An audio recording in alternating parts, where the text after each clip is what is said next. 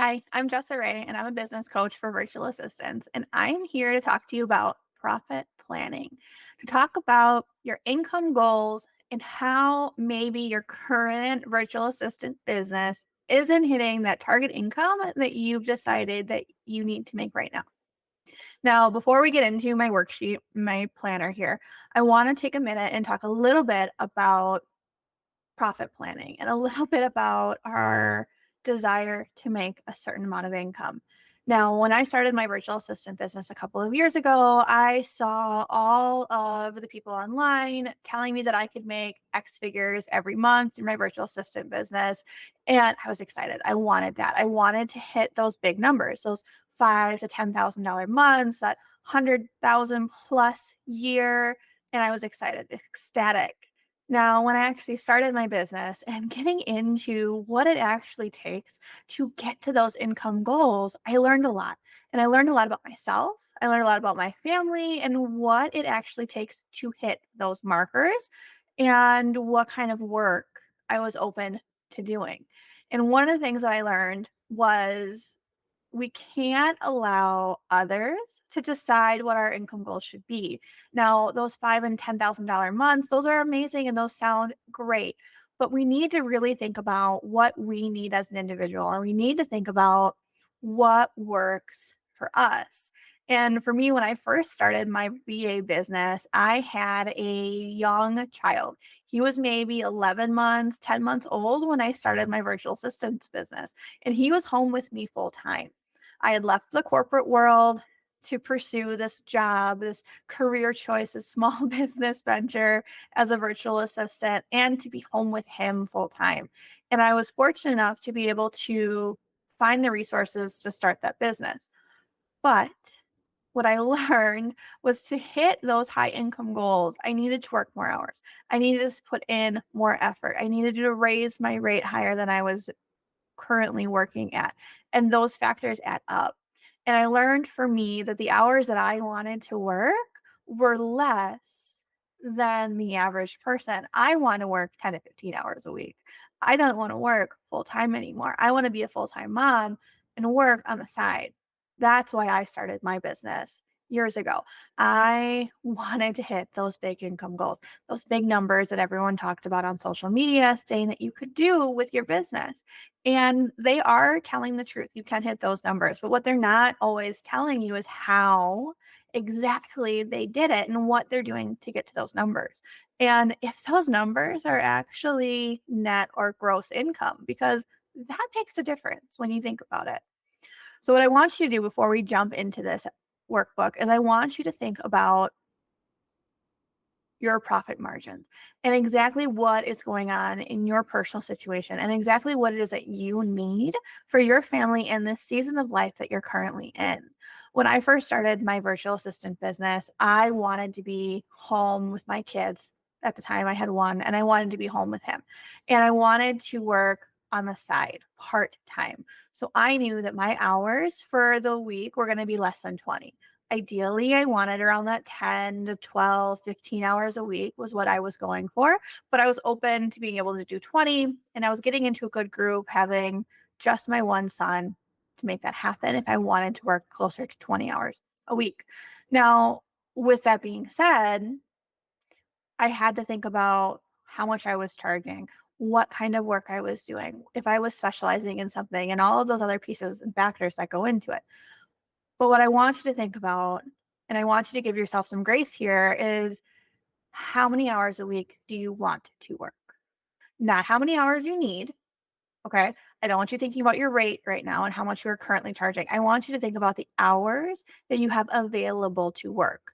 And whatever that number is, that max number, I want you to take like 4 hours, 5 hours off of that because you cannot work at capacity. I don't want you burning yourself out and spending all of this time hustling and going, and then there's nothing left for you to give to your kids and your family and yourself. And then you're in these Facebook groups asking about self-care and how do I find balance because you set this foundation of lacking support and lacking boundaries, which is so important, having those strong boundaries in place for your hours that you're working. Okay. So take a hot second here and think about the number of hours that you have available. to work, and then take another second to think about realistically what that looks like. And I can tell you from experience here, I did the nap time hustle. I did the after they go to bed hustle. I did the weekend work. There were seasons where I worked 7 days a week. And I told myself, it's okay. I'm only working like 2 hours a day. That's fine. But it was working every single day and not taking those breaks and not having those boundaries that all of a sudden led to that burnout because it's just constantly pushing and going and trying to do something and move the needle in the business and go, go, go. Well, we need those breaks and we need that time between, and we need to have a balance. Okay. So, my whole goal here with this profit planning is to help you figure out a balance between what you need, what you want, and that expectation in the middle there. And we're going to talk about what income you need right now to thrive instead of surviving. Because one of the things that I'm finding with virtual assistants is that we're charging at that entry level rate between $20 and $30 an hour. And that's great when you first start out. I did that. I charged $25 an hour when I first started. And we need to be able to grow from that, right? We need to be able to be sustainable. And I'm going to tell you right now, before we even look at the numbers, you cannot hit that $5,000 to $10,000 a month at $25 an hour without burning yourself out because you're working more than you would work in a full-time corporate job. Okay, we're going to do some math. I'm going to show you. So keep that in mind. Okay. And really, we're going to dive into what this looks like to spend some time on ourselves and our budget and figuring out what we need to do to make that income in a way that is sustainable and in a way that is supportive of our balance with our life and our kids and our family. Okay, so the next thing that we're going to do is we're going to download the worksheet. And if you're anything like me, your whole world is in your Google Drive. So what you're going to do is you're going to hit that download button. It's going to download to your desktop, most likely as like a Word doc. I'm sorry, an Excel doc. And then you're going to re-upload it to your Google Drive so that you can edit it and you have your own copy to do with it what you want. Okay, so we're going to get that open and we're going to get to work. All right, we are in the profit planning worksheet. And what we're going to do is we're going to start right at the top. And we're going to do the not so fun stuff first, which is budgeting. I know that's not what you thought we were going to talk about, but how are you supposed to know how much money you need to make if you don't know how much money you actually need? We need a starting point here. So what I want you to do is I want you to start listing out your expenses. And what I've done is I've given you some categories of some common expenses that people have. And I want you to update this based on your personal needs, your personal usage, your personal expenses here. Okay. So add up all of your expenses in those first two columns there. And then I want you to do all of your business expenses. And I want you to list out all the expenses that you have in your business. One thing that I've learned over the time here is that our business expenses, a lot of the times we think we need all of these things. It's shiny, it's bright, it's going to help my business. I'm going to grow from it. I need this thing. And then we go to use it and it might not be the best option. Or it's not giving us the return on our investment as we thought it would. So I really would challenge you to look at that list of expenses once you're done here and see if there's anything that you're not actually using or that you don't actually need. Or maybe you could downgrade to the free for a little bit and save yourself some money, even if it's a temporary thing. One of the things that I love using is Loom. And I used the free Loom for a good couple of years. And then once I decided to go on a maternity leave for my business, I purchased Loom for a couple of months so that I could make longer videos. Once I was done with that, I downgraded back to the free. So just keep in mind the things that you need and know that you're in this season of change and that you can make these adjustments. Okay. Same thing with your personal expenses. Is there anything there that you're not really using or that you could downgrade or completely get rid of? My husband and I constantly have conversations about things like streaming platforms and subscriptions that we have to make sure that we're not using something that we don't actually need or we're not really using it right now. And because these things are month to month, you can get rid of it for 2-3 months and bring it back if you really need to later. And you realize, oh, I actually miss having that thing. Let's bring it back. Okay, fine. But it's not an annual subscription, right? So really think on that. The next thing you're going to be doing is you're going to list out your income. And you're going to include any partner or spouse income that they have and their pay frequency for the month. And then list out all of your income. And if you're working with multiple clients, I want you to list it out per client. And if you have other avenues of income, I want you to list those incomes out in the different avenues that they are. So if you have an affiliate program, list it out per affiliate. If you have a digital product, list it out per digital product, so per item. Okay. And get those totals. The last section that I have here is a debt and savings planning section. And this is a bonus piece. You don't need to do this, but if you want to start thinking on it, start working on this piece. And this would be for things like paying off a credit card debt or some sort of a debt. Now, you're going to have your minimum payment or what you currently are agreeing to pay over on the left. But on this right, we're going to list out anything additional that you might want to pay it off faster. So total would be the amount that you currently owe, and then the amount would be anything extra over and above what you're already paying to pay off that debt faster. So list off anything that you want there, savings, 3 months mortgage, whatever it is that you're trying to save up for or things that you're working on. All right. So once you have these totals done, pause me if you want to do this right now and then continue through the worksheet, but get all of your totals here so you have your numbers. And I want you to really reflect on what you're seeing here. Are your expenses greater than your income? Is your income greater than your expenses? That's the goal, right? We want more income than our expenses so that we can figure out what we're doing and what we can save and know that we're doing okay. And if we're not doing okay, there's something else that we need to address. So let's say that your expenses are greater than your income.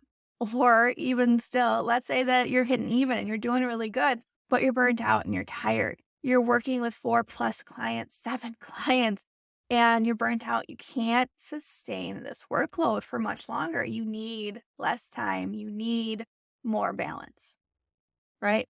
So that's where we're going to go in next. And we're going to look at your current income calculator here down below. So what I have here in my current income calculator section is I want you to enter in your current hourly rate. And then I want you to enter in the current number of hours a month that you are planning on working or that you are working currently, if it's pretty set in stone in what you're doing. Okay. So you should have listed out here your current income, your current rate, and then the number of hours that you're currently working to get an idea of where you're currently at. And if you're looking at this and you're trying to understand why you're not hitting those income goals, or you want to know, okay, well, how to make more money, we're going to talk next about your desired income. So I want you to look at your income versus your expenses above, and I want you to look at what you need first. Before we start talking about goals and aspirations and the amount of money that we want to be making, I want you to first look at the amount of money that you need to make, especially if your expenses are greater than your income right now. So let's say that you are bringing in that $1,500 a month and you really need $2,500 a month. So you need an extra grand coming in that door right now. So what you're going to do is you're going to enter in your desired income as $2,500. You're going to leave your current rate here. And then you're going to see how many hours a month you would need to be working in order to hit that financial goal at your current rate. So you can see down here below, you would need to work an average of 25 hours a week at your current rate to hit that goal. And if you already have reviewed your hours and your availability to work, you might be saying, well, there's no way I can do 25 hours a week. And I can tell you that that's me. I cannot do 25 hours a week without getting a nanny or a sitter or someone to help watch my kids a lot more than I currently have with help. And then I want you to think about, how many clients do you need to hit that goal? If you are at $25 an hour and you need to make that $2,500 a month, how many clients do you need to hit that income goal? Okay. Now, the next thing I want you to do is I want you to just kind of play with the calculator a little bit here. I want you to dream and just kind of think what this could look like. So let's say that we go back to that $5,000, because that is a big number that a lot of people talk about wanting to hit a month as that first big milestone. I think actually the first big milestone is hitting that first grand. And then it's, okay, now I want to hit 5. And then you hit 5 and you're like, okay, now I want to hit 10. And we just keep going up and up. And that's great, having those aspirations and those dreams to continue to grow and to continue to do more. But our business needs to grow with us, right? So we're going to take the calculator. We're going to go back to that 5,000. So you can see here, you would need to work 200 hours a month, 50 hours a week. That's not happening. I really, really hope that you're laughing with me and you're telling me that that is not going to happen. You left your corporate job or your retail job, whatever it is that you did, so you did not have to work 50 hours a week. Because I'm going to tell you right now, being a contractor, you don't get overtime pay. So that's 50 hours at your straight rate. So who wants to do that voluntarily? Not me. Uh-uh. So we don't want that, right? We got to think about raising that rate and what that looks like and how we go about doing that, right? So before we get ahead of ourselves here, I want you to again go through that little exercise and think about to get to that $5,000 desired income, how many clients would I need to hit to hit that income goal at your current rate, your current packages, and what does that look like? Would $5,000 be 7 clients, 10 clients? Or would you be able to get 2 clients and get that 50 hours? I really want you to think about what that would look like for you and how much effort and work it would be for you to find those clients at that rate to get to that desired income and what you would need to do, the things that you would need to create to make this happen. And now I want you to think about an easy way to move your clients to this newer packaging option, which would be retainer. Okay. I know hourly is a big thing that we love to do, and hourly is great. I was hourly for a very long time, and a lot of my clients actually would prefer I start as hourly and then we move to retainer. And the reason for that is that they had never had a virtual assistant before, and I was new to the game as well, and I couldn't exactly tell them it would take me this long to complete these tasks for you or this is how much time I would need. And I didn't have that confidence or that knowledge at that time to be able to say how this would work out and what my abilities were, what I was proficient in, and what I excelled at. So as you grow your business and you get a better understanding of the platforms that you're working in and understanding what you enjoy doing, what you're good at, and the things that you might struggle with, or the things you don't want to do, for example, copy. I'm not a fan of doing copy but I enjoy doing Excel spreadsheets. I enjoy doing Asana setup and other things, right? So knowing your strengths, knowing your weaknesses, and knowing how long it's going to take you to complete those tasks, right? So that's why we want to go to retainer. So in the center of the screen, I want you to do the same thing here under retainer income calculator. And I want you to type in that desired income that you need. So we're going to put in that 2,500 again. And we're going to keep it at that 60 hours a month because if you're anything like me with kids at home, you can't really work more than 20 hours a week. If you can do 20 hours a week, up that number to 80 for the month. If not, keep it at that 60 for 15. If you need less than that, lower it, right? But update those hours to reflect what your availability looks like. Okay, so for my calculation here, I did the 2,500 a month at the 60 hours for the month. And you can see down here below, I did a simple conversion calculation here for how many clients I would need to hit that goal, then the number of hours I would be able to give each client per month. So if I had 5 clients, I could charge them $500 a month and give them 12 hours a week. I don't want to do that. I feel like that's too low. I could go all the way up to 4, 3, 2, 1. I would go for the 2, 3 range here. And let me tell you why. So yes, absolutely. It would be ideal to get one client at your full rate that you need and give them your full 60 hours. That would be great. Then you're an employee. I know the paperwork says contractor, but you're doing one-to-one. It's going to start feeling like an employee thing. You are dependent on that one client to sustain you. And that's not why you went into freelancing, why you became a virtual assistant in the first place. So I would go for the 2 to 3 range. That way, you're not reliant on one person. And if something were to happen in your life or theirs, in their business or your business, you had that flexibility to move on and go to a new client. So having that 2 to 3 range here would be ideal, where you're able to move around and figure out who you want to work with, how you want to work with them, and let your relationships develop as you're working with those clients.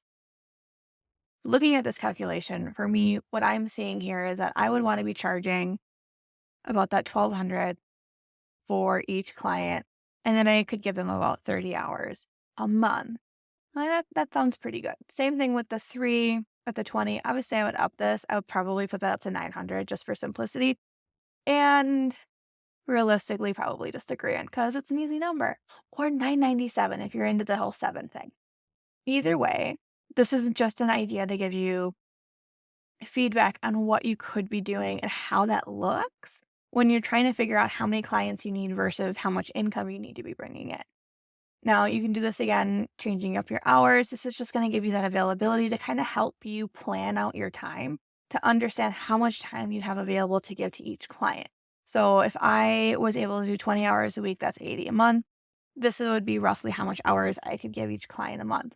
So, the reason I like and push retainers so much is you're trading your value, your experience for what you can do. You're trading a deliverable instead of your time to the client. You are no longer trading your time with them and having to worry about how much hours you're spending every week on their projects.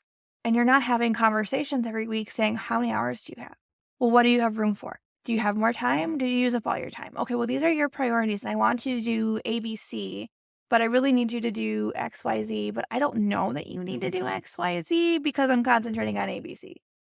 Was that a little confusing? I'll give you a better example. You have a client and they want you to do a task. Let's say edit a podcast.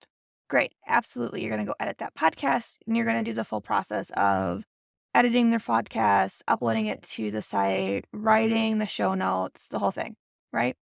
But what the client's not thinking about is the fact that you need to maybe create an SOP to go with it, create a Loom video explaining the process of how this works so that you remember. So when you come back to do this again next week or in 2 weeks or next month, however you're doing it, you know exactly what you need to do so you don't forget a step. That takes extra time. That takes extra energy. Another example, you are updating a blog post. This is the first time you've ever updated that blog post, and it's something that's going to be reoccurring, but it's not going to be that reoccurring. Again, you need to create processes and things on the back end to better support you. Or you need to do research. How do I fix this problem that they have on their website? How do I fix this? How do I fix these things? And all of a sudden, you're going down the rabbit hole of Google and chat support, and you're on there for a couple hours. That's where you have that conversation with your client about retainer. And they're not worried about the fact that you spent 5 hours this week on chat doing support or researching something. They're worried about the deliverable. They don't care how long it took you. It's the fact that you got it done. And you got it done timely because you still got it done that week. So they like the idea of the retainer for those deliverables. And they're not worried about how much time you're actually spending. And then you can kind of breathe a little bit too because you're not needing to report out your hours. You're not needing to tell them where you're at all the time for those things and having those conversations and having everything just revolve around your availability. That is one of the conversations that takes up so much time between contractors and clients is how much time do you have left? Well, how do we fill that is the other question sometimes. And those aren't always great conversations. Another example for why retainers are a better option versus hourly is the fact that business fluctuates. And there are going to be weeks and months where you're going to need to work a little bit more. And there's going to be weeks and months where you're going to be able to work a little bit less. Whether that's during a launch time where you maybe are working a little bit more to get that launch going versus kind of a status quo, or maybe holiday period and there's a little bit less work. So having a retainer, your income stays the same, your clients' expenses stay the same, even though they're getting ready for a launch.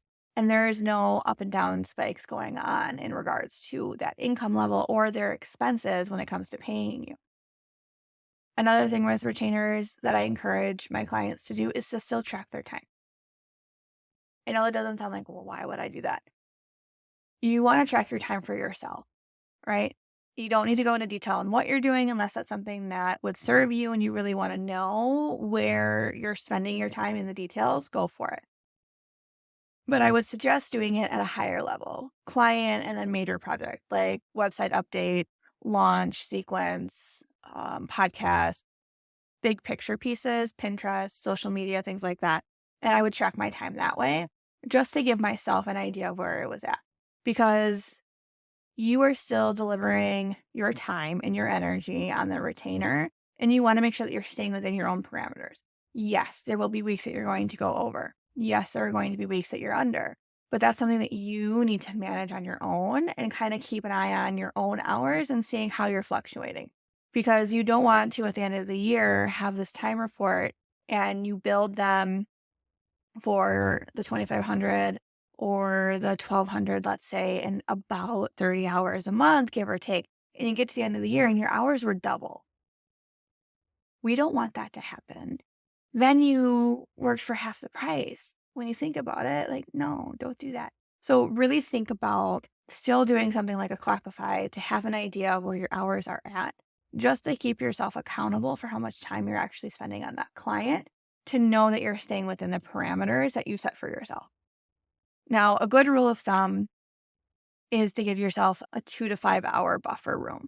So you're planning giving each client, let's say 30 hours a month, give or take 5 up or down that you're comfortable with in regards to your cost that you're charging them. So, like I said, 2 clients, 1,200, 30 hours a week. If I was to work 35 hours for that client, am I still okay charging them the 1,200? Yes or no? If I was to work 25 hours that week, am I still comfortable charging them the 1,200? Yes or no? If I'm comfortable with that number and it feels okay and it feels good to me, I'm going to leave it. If it feels too low, I'm going to bump that up just a little bit and make those adjustments. Same thing as lowering it a little bit. But the whole point here, the whole point of this profit planner worksheet is to help open your eyes to what you're doing with your income and your clients and your current rate and how to move up into those higher rates and how to go to a retainer. And I know the one thing we haven't talked about yet is the fact that you're increasing your rate, right? When you're going to retainer, you are increasing your rate from that $25 an hour. And you need to do that. You've been a virtual assistant for longer than however long you've been doing this, right? Longer than a month, 2 months, 90 days, 2 years. What? You have experience. You have knowledge. You have your feet underneath you. You've started to get a little bit more confident in what you're doing. You know your platforms that you're working on now. So you need to start telling them what you want, not asking, telling your clients what you want. And there is going to be the need for growth. So this is a great thing, retainer, to move new clients to.